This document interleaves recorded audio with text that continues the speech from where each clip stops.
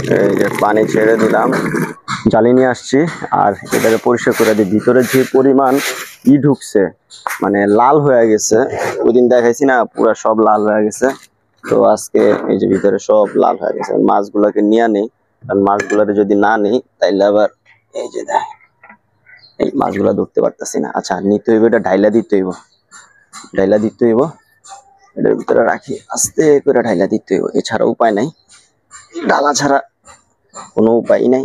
দেখি এই যে আবার লাল পানি সব ঢাইলা দিতেছি, মাছগুলো বাইরে যায় কিনা আমি চিনতে আসছি।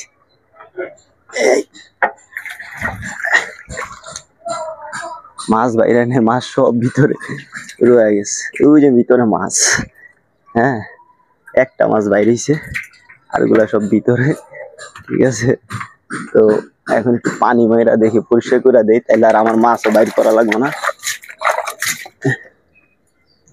একবারে, বাইরে নিয়ে তো বিপদ।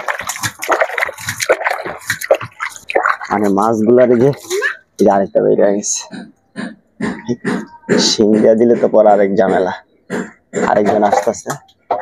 এমন একটা জিনিস লইছে, এটা দিয়ে উঠানো যায় না, কিছু করা যায় না। শিং ফাল খায়, আমি একবার ফাল দিছিলাম অনেক বেশি, যার কারণে প্যারা নাই। এখন এদিক থেকে ময়লা পানিগুলো বাইর করে ফেলাতে চারি থেকে যাতে না বাইরে, ওই সিস্টেম করে দিলাম। এই যে দেখেন মাছ, এই যে নিচে পড়ে গেছে একটা, এই যে আরেকটা।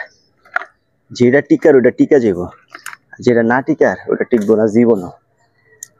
এই যে বড় একটা ফালা দিলাম, আরেকটা আছে, আরেকটা খুঁজা বাইর করবো না পরে। এই যে সবগুলো মাছ পানি ছাড়া, পানি দিয়ে দিতেছি, দেখি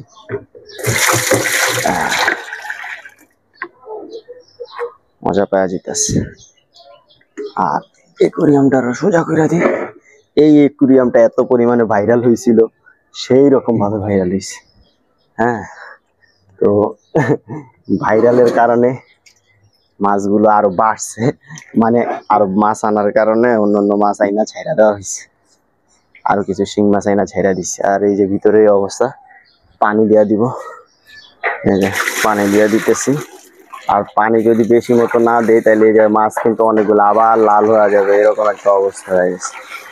ভিতরে এই যে কাঠি কুটি পরে আছে, এগুলো উঠে দিব, পানি আরো লাগবে। পানি যত বেশি দিবেন তত মাছ খেলাধুলা করতে পারবে, আর মাছের জন্য খুবই মানে মজাদায়ক। মাছ বেশি পানি পছন্দ করে, কম পানি দিলে মাছ ফেলতে পারে না। আর এই যে মাছগুলা দেখেন, এই যে একটা শিং মাছ, এটা আমার থেকে জাতি মনে হইতেছে, এই আরেকটা, এটার তো হেভি এনার্জি, এটা সম্ভবত দেশি, আরগুলা সব হচ্ছে বিদেশি।